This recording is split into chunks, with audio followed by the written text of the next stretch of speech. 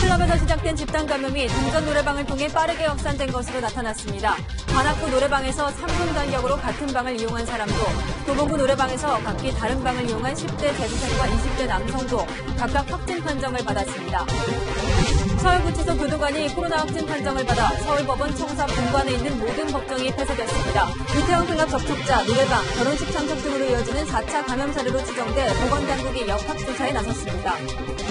경기도 포천시가 일부 주민들에게 40만 원의 재난지원금을 이중 지급한 사실이 확인됐습니다. 포천시는 잘못 지급된 규모가 얼마인지도 정확히 밝히지 못했는데 카드사 측에 책임을 떠넘겼습니다. 단독 보도합니다. 박원순 서울시장이 황금 연휴가 시작된 지난달 30일 부처님 오신 날에 SNS상에서 영향력이 큰 인사들을 시장 공간으로 초청해 간담회를 열어 논란이 일고 있습니다. 서울시장 제공하기가 쉽습니다. 일이 다 아는 거야. 우리 달라지는 느끼죠. 발열 체크도 마스크 착용도 없었습니다. 단독 보도합니다. 백화점 보안요원에게 콜라를 뿌리고 접시를 던지는 등 난동을 부린 30대 여성이 석 달 만에 붙잡혔습니다. 경기도 안양에서 또다시 소란을 일으키다 체포되면서 지명 수배됐던 사실이 들통났습니다. 경남 함안 금속처리업체에서 LPG가 폭발해 작업자 2명이 숨지고 2명이 다쳤습니다.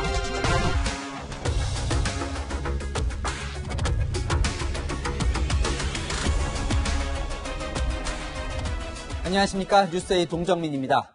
이태원발 집단 감염이 2차, 3차로 빠르게 확산되고 있습니다. 그런데 공교롭게도 확산 경로로 계속 겹치는 동선이 노래방입니다. 미스터리였던 홍대 주점 감염의 경로도 밝혀졌는데 이태원 클럽 방문자로부터 노래방에서 전염됐습니다. 서로 만난 적은 없지만 3분 간격으로 노래방에 같은 방을 써서 감염됐습니다. 첫 소식 이상현 기자입니다. 지난 7일 홍대 주점을 다녀온 뒤 확진 판정을 받은 5명의 감염 경로도 결국 이태원 클럽으로 확인됐습니다.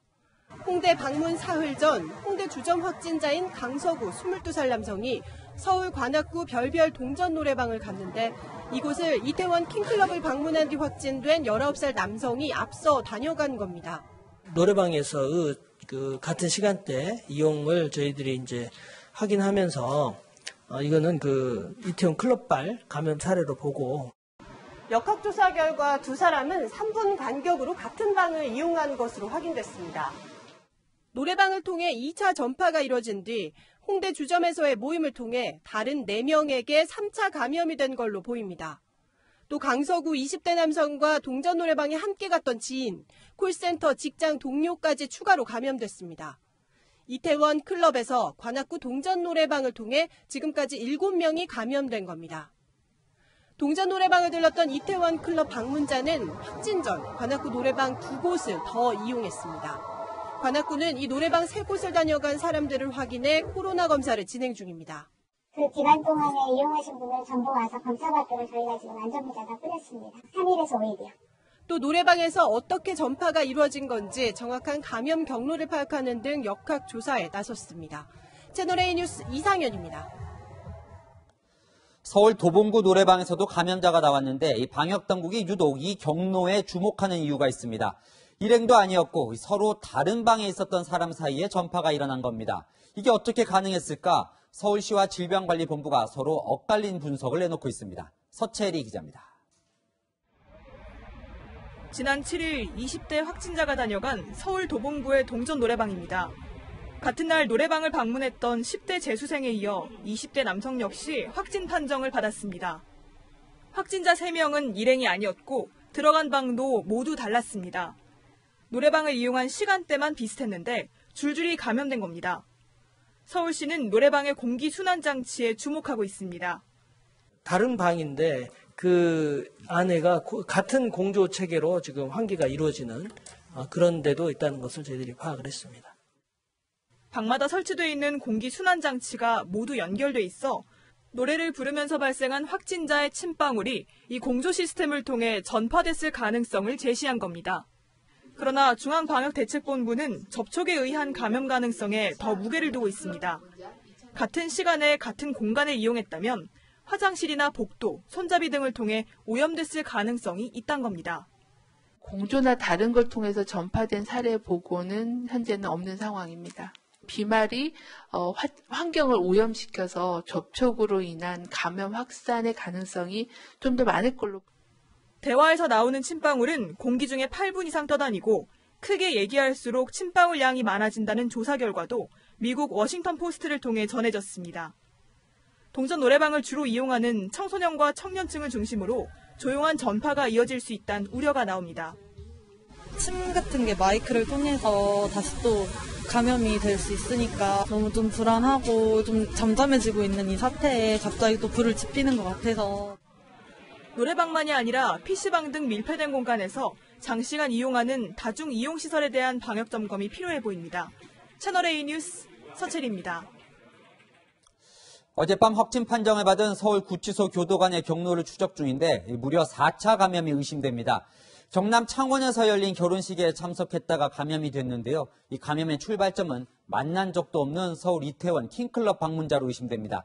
이 전국 어디서나 걸릴 수 있다는 경각심을 주는 사례인데 이번 감염으로 2,700명의 수감자가 있는 서울구치소는 사실상 폐쇄됐습니다. 권솔 기자입니다.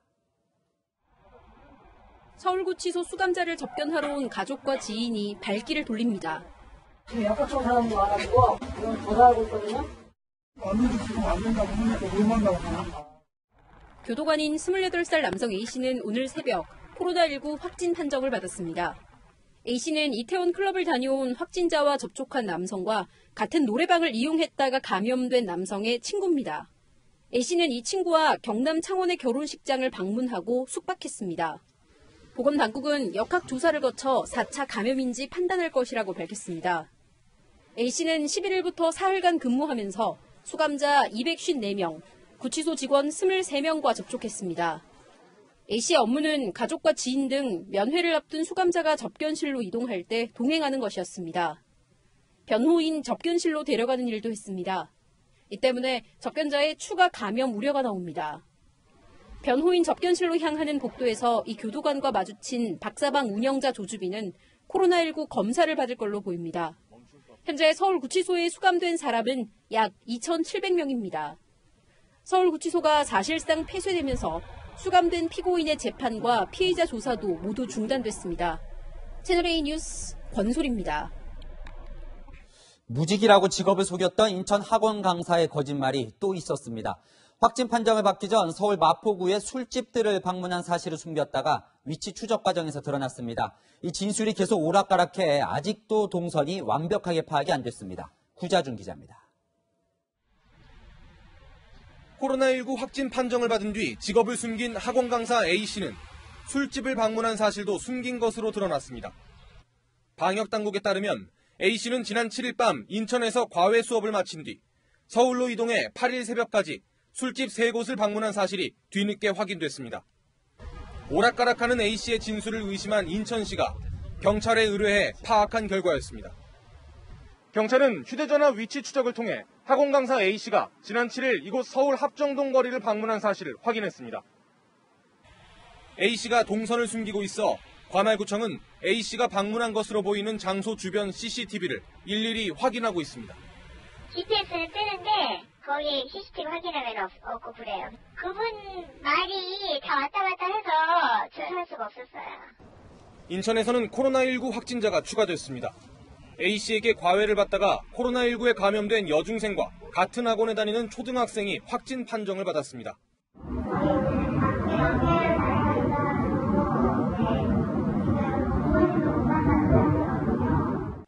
A씨의 이태원 클럽 방문에서 시작된 인천 지역 코로나19 확진자는 15명으로 늘었습니다. 채널A 뉴스 구자준입니다. 서울 이태원, 홍대에 이어 신촌도 비상입니다. 연세대 교직원이 이태원 클럽에 다녀온 처남으로부터 감염된 사실이 확인됐고 신촌 감성주점에서도 집단 감염이 나오고 있습니다. 정현우 기자입니다. 연세대 신촌 캠퍼스 내에 있는 연세우유 건물이 문을 닫았습니다. 이곳에 근무하는 38살 직원이 확진 판정을 받으면서 건물을 폐쇄하고 직원 전원을 대상으로 코로나19 진단검사를 진행한 겁니다. 확진자는 지난 9일 가족들과 식사를 했는데 방역당국은 이 자리에서 처남이 바이러스를 옮긴 것으로 보고 있습니다. 확진자의 처남은 지난 5일 이태원 클럽을 방문했고 함께 밥을 먹은 확진자의 장모도 감염됐습니다. 연세대는 코로나19 감염을 막기 위해 이번 학기 대부분의 강의를 온라인으로 전환하기도 했습니다. 하지만 교내에서 확진자가 나왔다는 소식에 불안감이 커지고 있습니다. 기숙사분 하나 있거든요. 직원분이 혹시 진짜 식당에서 식사를 하실 수 있어서 이제 학생들을 못 하는데 5명의 확진자가 나온 신촌 감성주점 집단 감염의 출발도 이태원 클럽이었습니다. 지난 2일 이태원 클럽에 들렀다 확진된 프랑스인 2명과 미국인 1명이 신촌 감성주점에도 들렀는데 같은 시간대 감성주점을 찾은 20대 남성을 비롯해 2명이 추가로 확진 판정을 받았습니다. 132제곱미터에 불과한 주점에 20개가 넘는 테이블을 놓다 보니 감염에 취약했던 겁니다.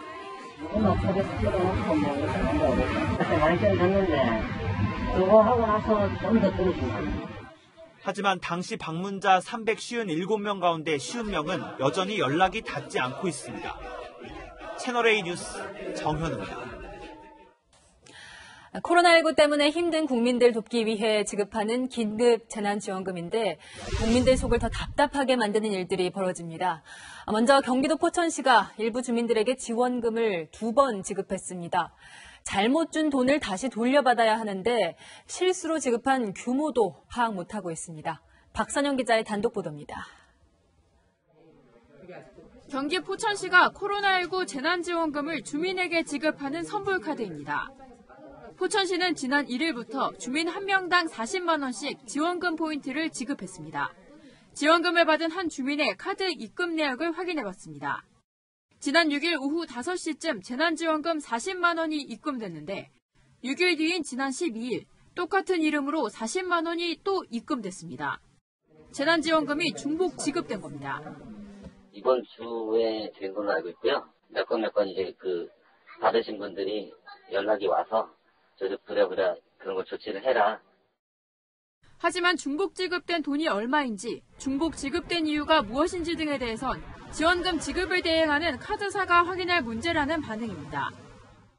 카드사에서 지급 업무를 이렇게 하거든요. 저희가 정확한 정황을 좀 파악은 못했는데 그런 경우가 있었다고 들어서. 카드사는 실무자의 실수였다고 해명했습니다. 정부에 변경 요청이 이제 흔한 케이스는 아닌데 운영자가 이제 버튼을 잘못 눌렀던 것 같고 운영자의 실수.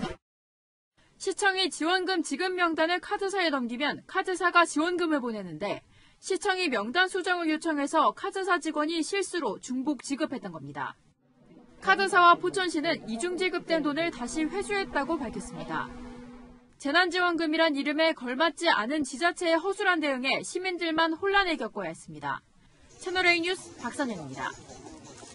이런 문제도 있습니다. 3월 29일 이후에 주소지가 달라진 분들은 이전 주소지 지역에서만 재난지원금을 쓸 수 있습니다. 서울에서 제주도로 이사간 분은 서울에 와서 써야 하는 겁니다. 민원이 많아지자 뒤늦게 개선안을 만들고 있습니다. 강경모 기자입니다. 지난달 1일 직장 문제로 경기 시흥에서 강원도 춘천으로 이사한 유모 씨. 그런데 받지도 않은 경기도와 시흥시의 재난기본소득 지방분담금이 빠져나가 5만 원가량 덜 지급됐습니다. 황당한 일은 또 있습니다. 재난지원금 사용처 등록 기준일이 3월 29일이어서 경기도에서만 사용이 가능하다는 겁니다.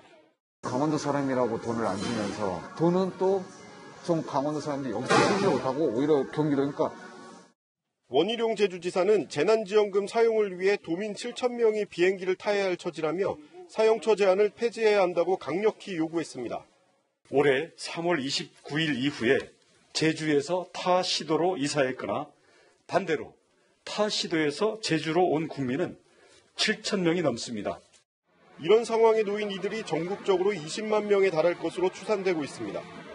행정안전부와 카드사들로 민원이 쏟아지자 부랴부랴 대책이 마련되고 있습니다.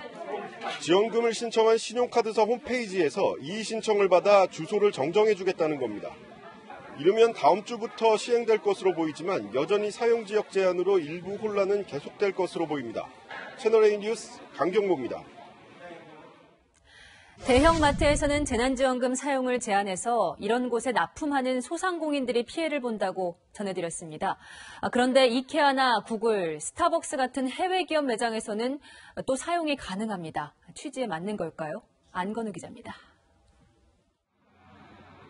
기업형 슈퍼마켓에선 재난지원금을 쓰지 못하는 게 원칙입니다. 하지만 인터넷에선 지원금 사용이 가능한지 궁금하다는 문의가 끊이질 않습니다. 확실하게 딱 해줬으면 저희도 그 위주로 이제 볼 텐데 어느 마트는 되고 또 안 된다고 하니까 그걸 또 구분을 하는 게 좀 어려운 것 같아요. 이유가 뭘까? GS 리테일에서 운영하는 기업형 슈퍼마켓에선 지원금을 쓸 수 있지만 이마트, 롯데마트, 홈플러스는 안 됩니다. GS 리테일은 슈퍼마켓을 소상공인 가맹점과 직영을 혼합해 운영하고 있지만 다른 곳은 대부분 직영이기 때문입니다. 단 이마트 노브랜드는 대기업 직영이어도 가맹점 주소를 본사가 있는 서울이 아닌 해당 지역으로 나눠서 등록해 지원금 사용이 가능합니다. 국내 대기업 계열사인 백화점과 대형마트가 사용 제한을 받는 것과 달리 정작 해외 기업에선 지원금 사용이 가능해 논란이 일고 있습니다. 세계적인 가구업체인 이케아 매장은 대형마트 규모지만 가구업종으로 분류돼 재난지원금을 쓸 수 있습니다. 급기야 국내 가구업체들은 오늘 긴급대책회의를 열어 이케아에선 지원금을 쓰지 못하게 해달라고 요구했습니다.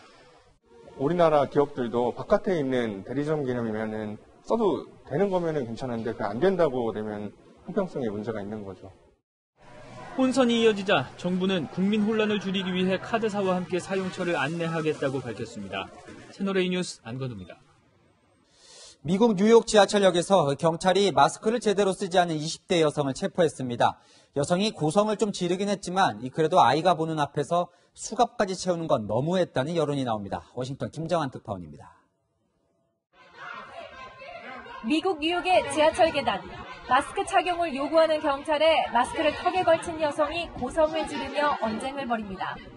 여성은 계단을 다시 올라왔지만 이번엔 경찰관들이 따라붙었습니다. 결국 여성은 아이가 지켜보는 가운데 바닥에 엎드려진 채 수갑이 채워졌습니다.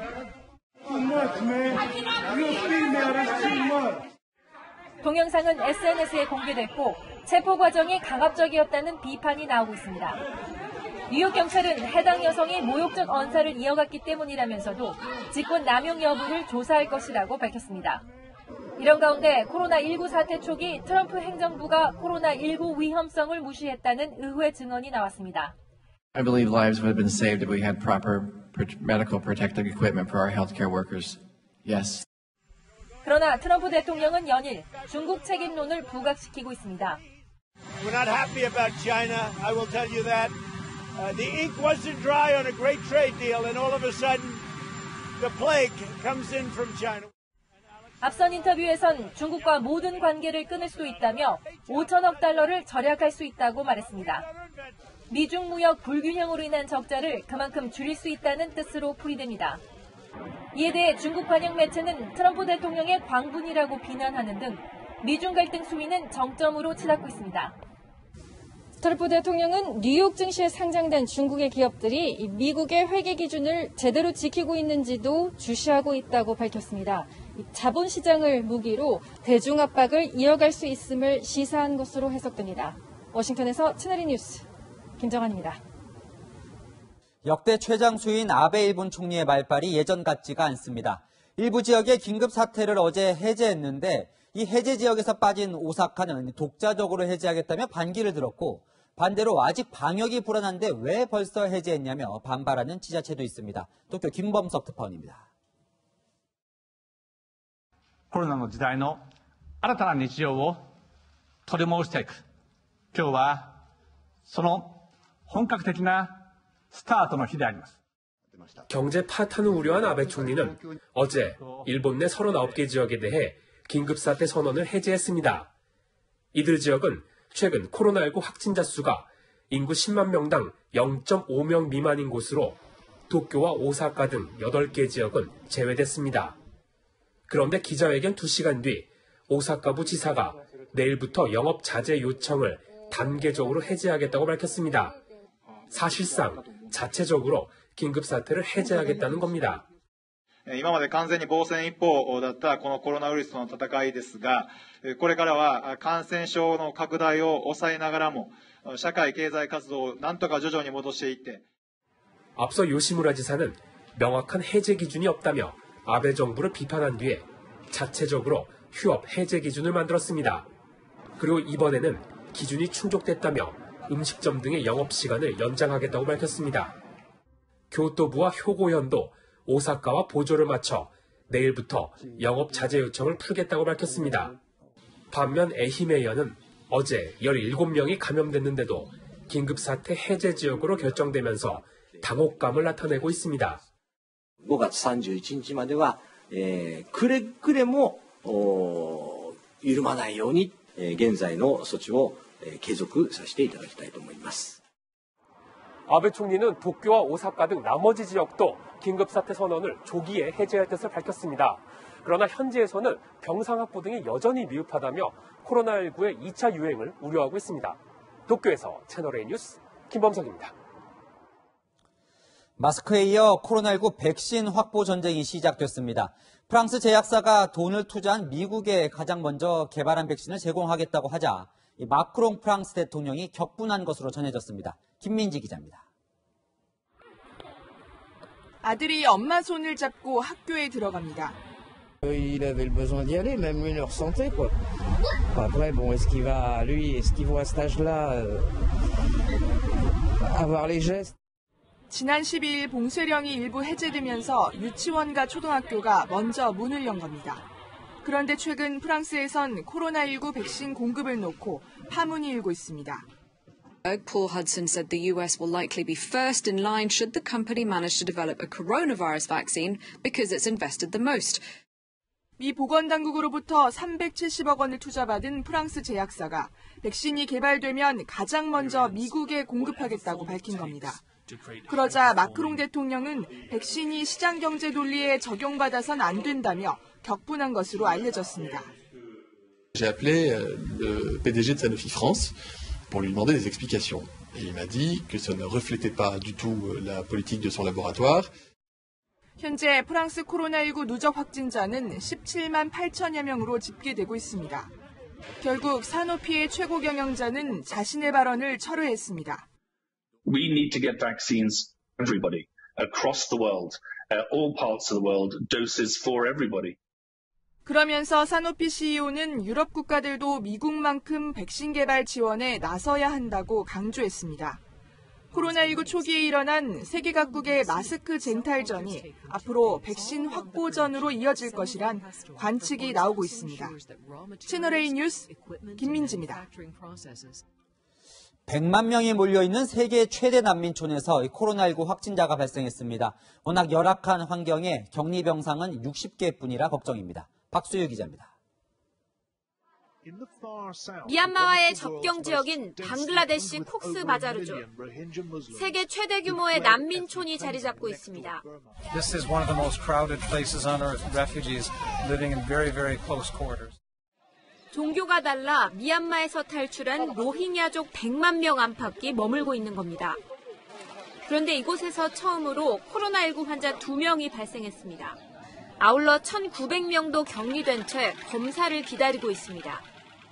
이 난민 캠프에는 임시 거주지가 밀집해 있고 깨끗한 물도 충분치 않아 그동안 코로나19 발병 우려가 제기돼 왔습니다. 게다가 집중치료 병상조차 없어 집단 감염 공포가 커지고 있습니다. 60-bed isolation center. We have started this construction end of the March, and work is going with full speed. 방글라데시 구호단체 관계자는 수천 명이 사망할 가능성이 높아졌다고 말했습니다. 이런 가운데 캐나다 밴쿠버에선 한 백인 남성이 여성에게 다가가 갑자기 얼굴을 주먹으로 때리는 사건이 발생했습니다. 지난달 편의점에서도 아시아계 할아버지가 출입문 밖으로 내쫓겼습니다. 또 시내버스 안에서도 폭언과 폭행이 일어났습니다. At some point during his journey, the man directed his attention to two Asian women and allegedly said words to the effect of, "Go back to your own country, that's where it all began." 캐나다 밴쿠버에선 올해 들어 아시아계를 대상으로 한 혐오 범죄가 20건이 발생했습니다. 채널A 뉴스 박수입니다.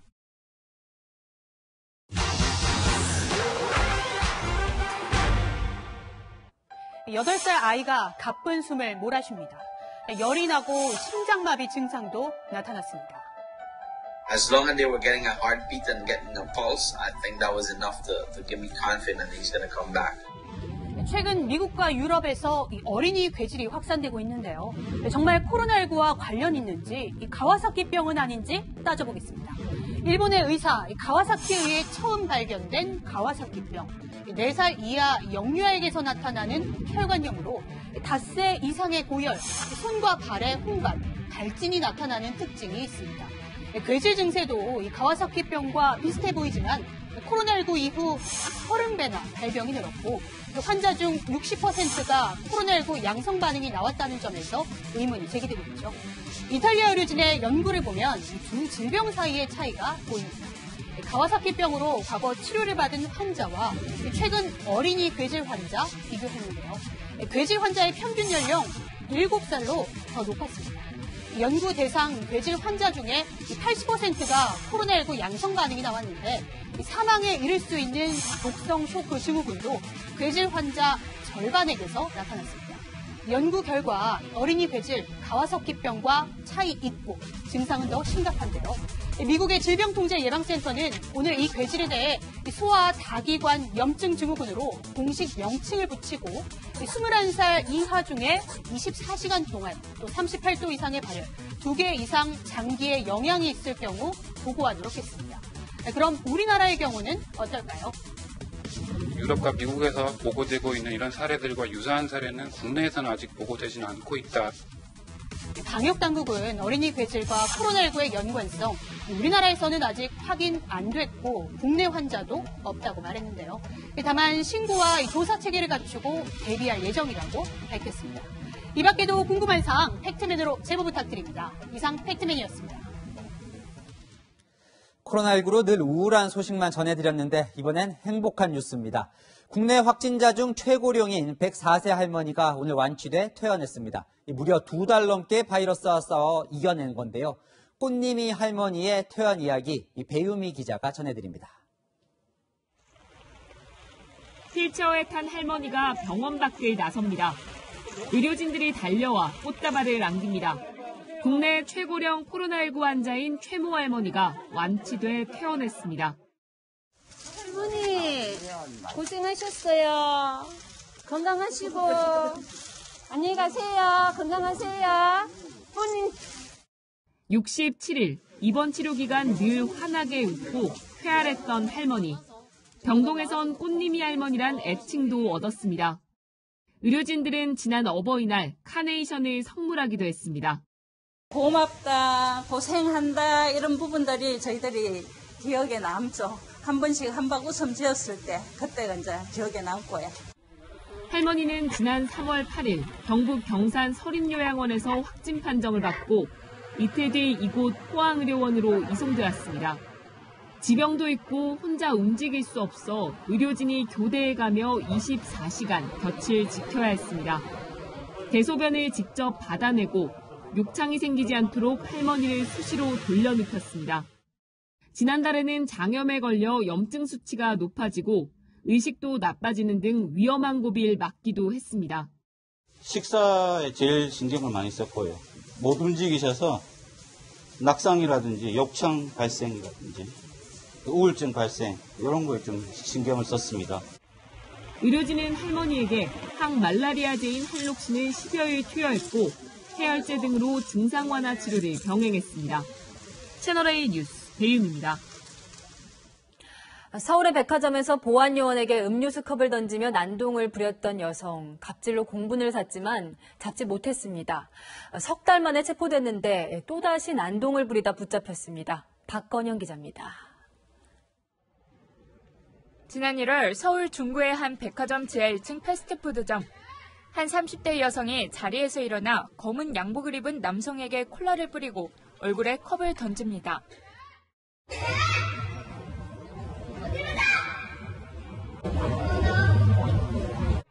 햄버거가 담긴 쟁반을 뒤엎기도 합니다.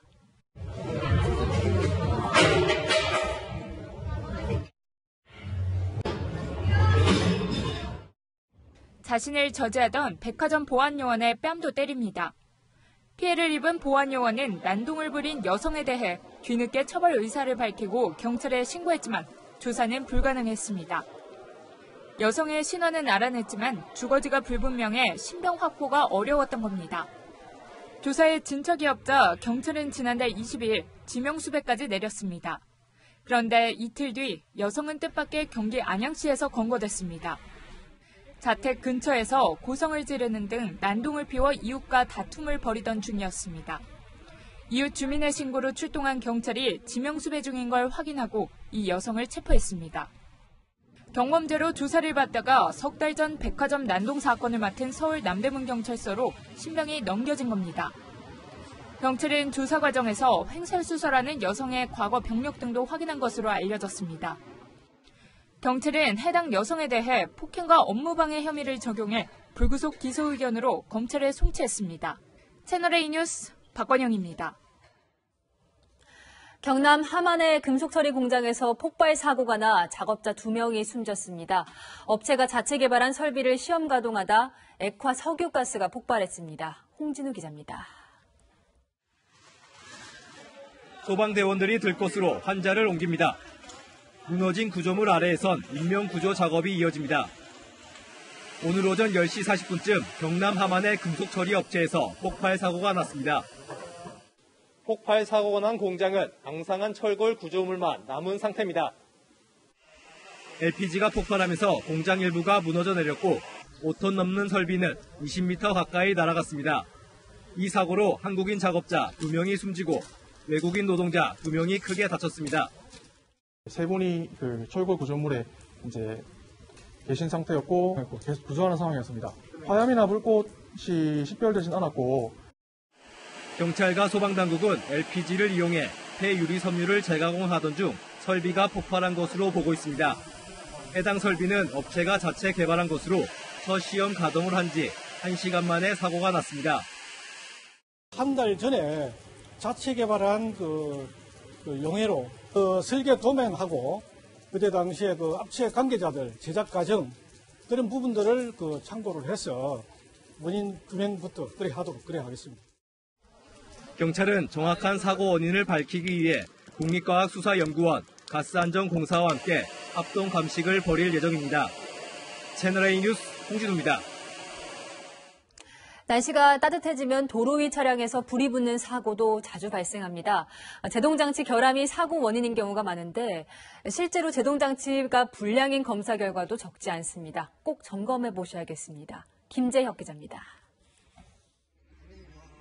고속도로 졸음쉼터에 서 있는 4.5톤 화물차에서 시뻘건 불길이 치솟습니다. 화물차 운전자는 주행 중 타이어에 이상을 느껴 잠시 정차했다고 당시 상황을 설명한 것으로 전해졌습니다. 경찰은 화물차의 제동장치에서 문제를 발견한 것으로 알려졌습니다.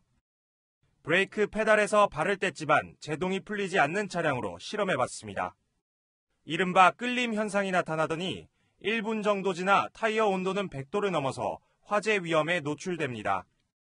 브레이크를 밟아도 양쪽 타이어가 완전 제동되기까지 차이가 있는 차량입니다. 도로 운행 중 정지했더니 한쪽으로 기울며 옆 차선을 넘어섭니다. 지난해 검사를 받은 1,100만 대 넘는 차량 가운데 부적합 판정을 받은 차량은 20% 이상. 이 같은 제동장치 불량 판정이 48만 건으로 두 번째로 많았습니다. 자동차 검사를 받지 않으면 제동장치의 과열, 미끄러짐, 끌림 등에 의하여 추돌사고, 전복사고, 화재사고 등의 위험성이 있습니다. 특히 대형 사고로 이어질 수 있는 화물차를 운행하는 운전자는 차량 관리에 더 큰 신경을 써야 한다고 전문가들은 조언합니다.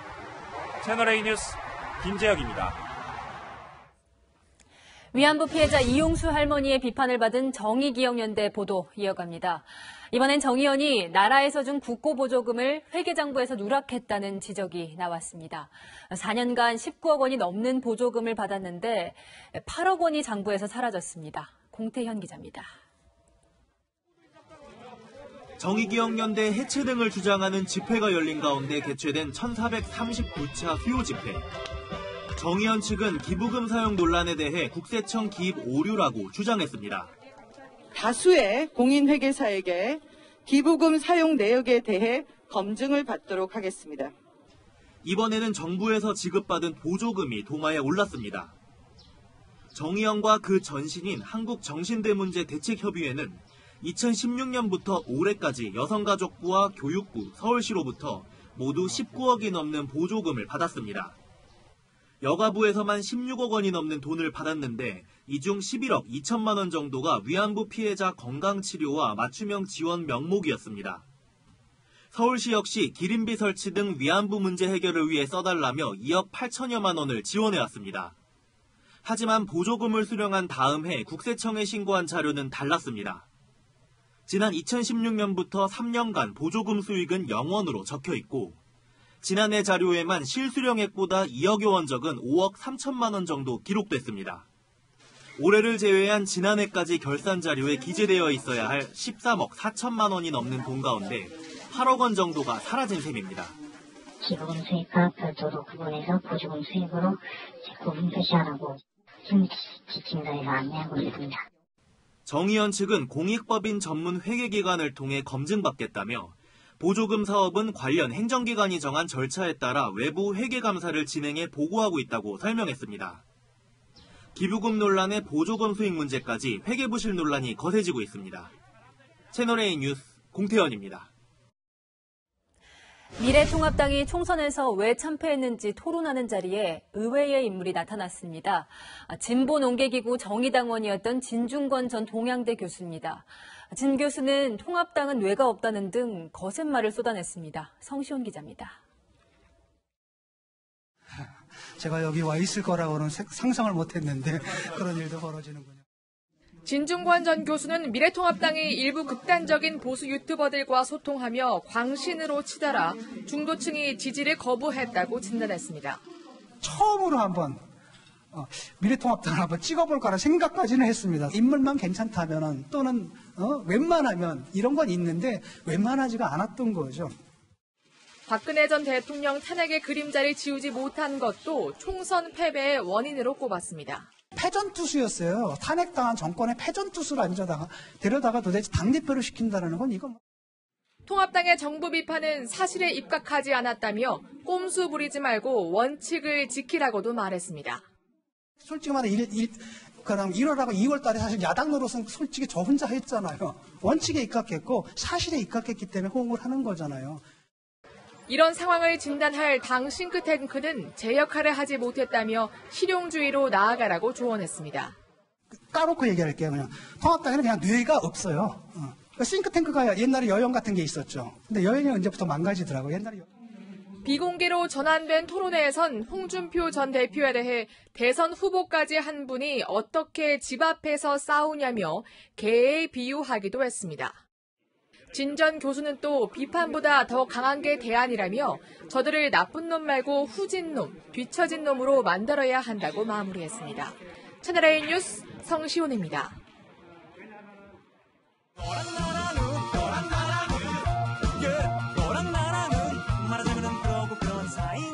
여랑야랑 시작합니다. 자, 이재명 기자 나왔습니다. 자, 첫 번째 주제 가보겠습니다. 박원순 서울시장, 이 마음이 콩밭에 가 있다. 저 콩밭이 어딥니까? 네, 2년 뒤 있을 대선 콩밭인데요. 박 시장은 지난날 30일 부처님 오신 날에 시장 공간으로 특별한 손님들을 초대했습니다.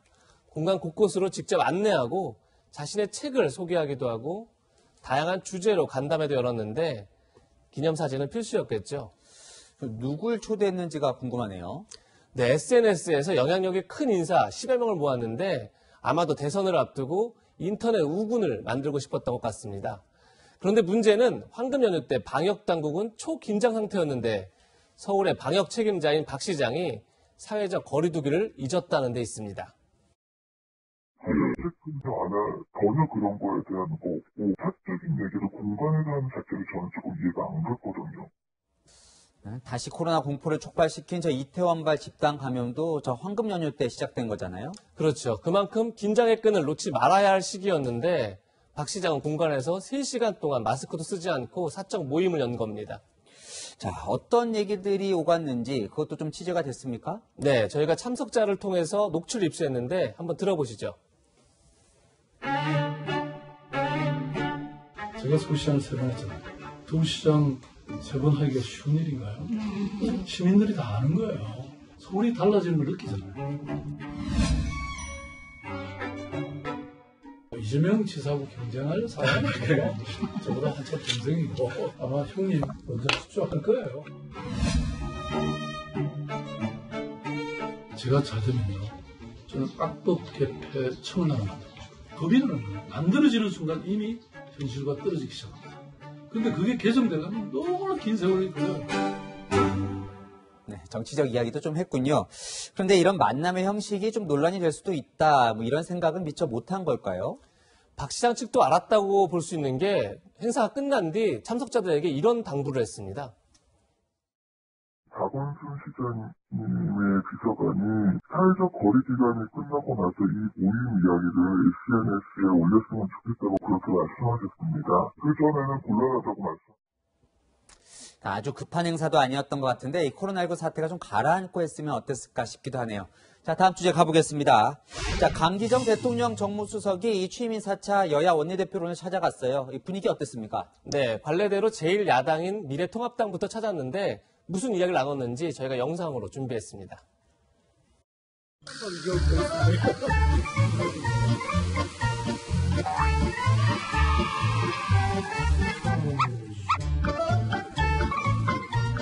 제가 대통령님 말씀이 있으셔서 간곡히 몇 자 적어왔습니다. 정말 대화와 협치에 크게 나서 주실 것이다라고 기대의 말씀과, 그런데 이제 고용보험법 시행 시기가 공포 1년으로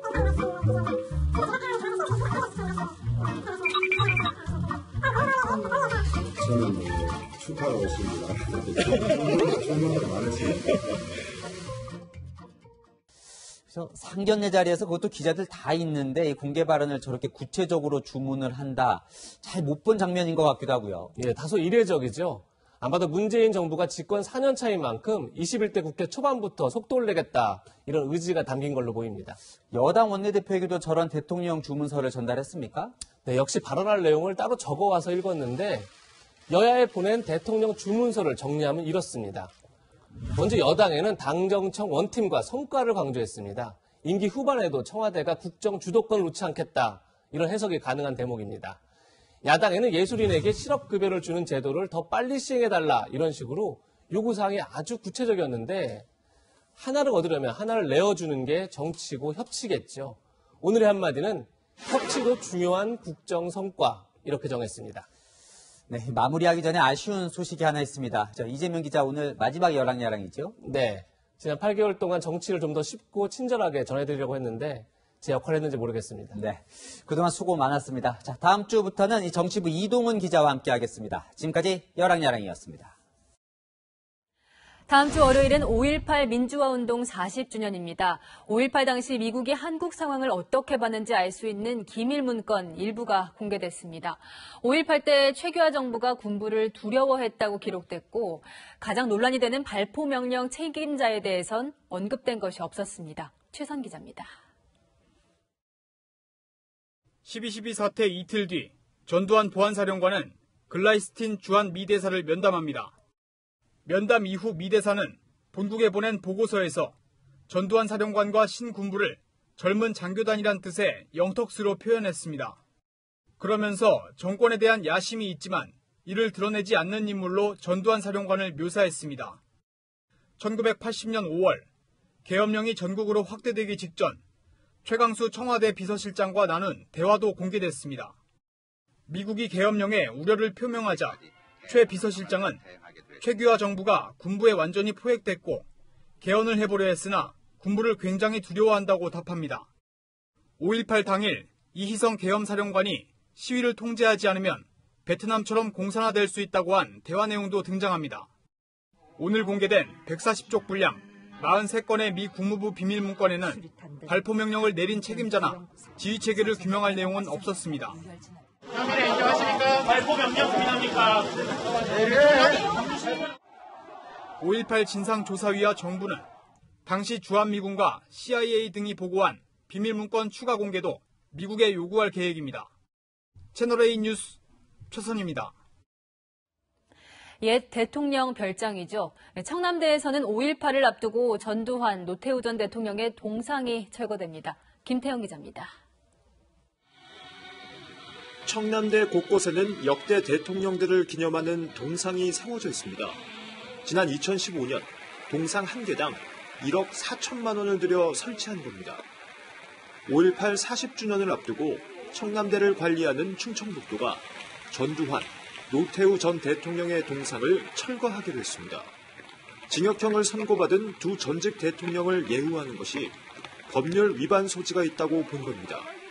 현행법상 금고 이상의 형이 확정된 전직 대통령은 경호와 경비를 제외한 다른 예우를 받지 못한다고 규정돼 있는데 전두환 전 대통령은 내란과 내란 목적 살인죄로 무기징역을, 노태우 전 대통령은 징역 17년을 선고받았습니다. 없어지는 건 동상뿐이 아닙니다.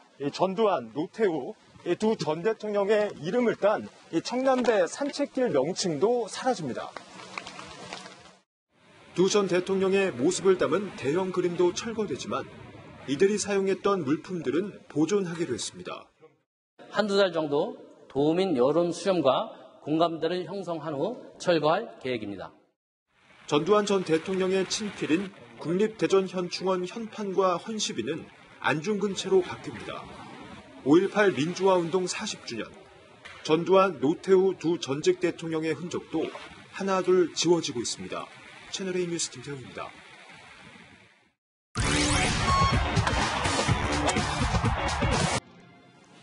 이회 초 두산의 공격, 노바운드로 잡았다면 아웃인데 주심이 이걸 포수에게 묻습니다. 바운드? 노바운드? 바운드 됐는데? 노바 잡았죠, 바로. 글러브에 흑기여서. 맞은 거 맞는데. 네, 바로 노바 잡았어. 오케이. 노바운드로 잡았다는 말에 결국 삼진아웃을 선언합니다. 두산은 비디오 판독을 요청했지만 바운드 여부가 아닌 타자의 스윙 여부가 판독돼 아웃이 유지됐습니다. 수차고 바운드 안 맞는 거 아니야, 지금. 판독 결과에 항의한 감독은 자동 퇴장을 당했습니다. 됐는데? 팬들은 개그 프로 같다, 역대급 오심이다 등 이해할 수 없다며 들끓었습니다. 가장 큰 논란은 심판 스스로 권위를 추락시킨 것.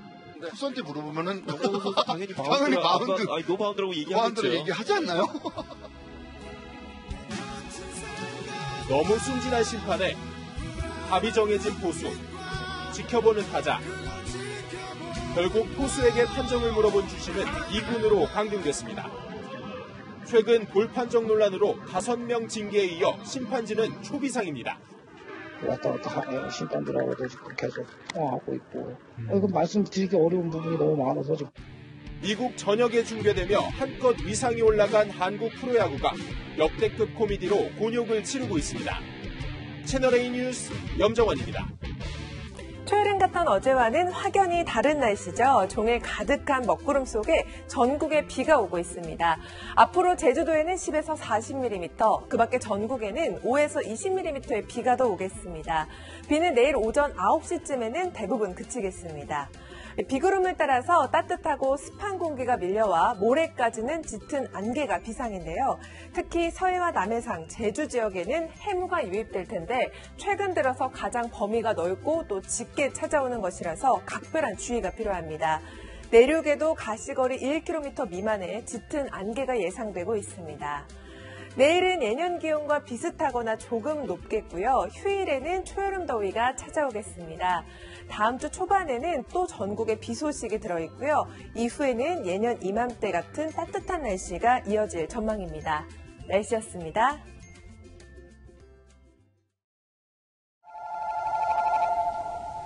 지금 의정부 익숙하시죠? 그런데 요즘 서울 지하철 타면 이런 안내 멘트도 들을 수 있습니다. 승객 여러분, 이번 한 주도 일하시느라 또 공부하시느라 정말 고생 많으셨습니다.